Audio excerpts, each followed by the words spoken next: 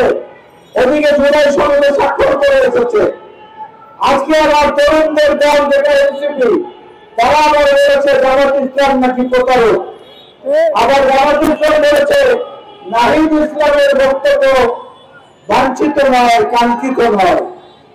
এখন ধরেন যে নাহিদ ইসলাম, আমাদের এখানে আজকে প্রধান বক্তা রফিকুল ইসলাম, এই ইসলাম তো ইসলাম ধর্ম নয় ভাই, এটা হলো নামের পরে ইসলাম, নামের সঙ্গে যুক্ত ইসলাম।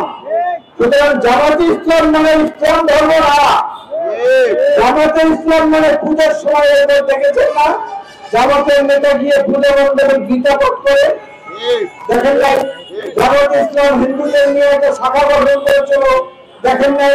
পরে আবার সেটা বাতিল করেছে, এখন আবার এনসিপির সঙ্গে তাদের লেগেছে, সেটা নিয়ে আর এক নোংরামি শুরু হয়েছে। আমরা মনে করি বাংলাদেশের মানুষ শুধু ভোটের অধিকারের জন্য যেমন লড়াই করে নাই, একই সঙ্গে শুধু খেয়ে ভালো থাকবে ভোটের কোনো প্রয়োজন নেই,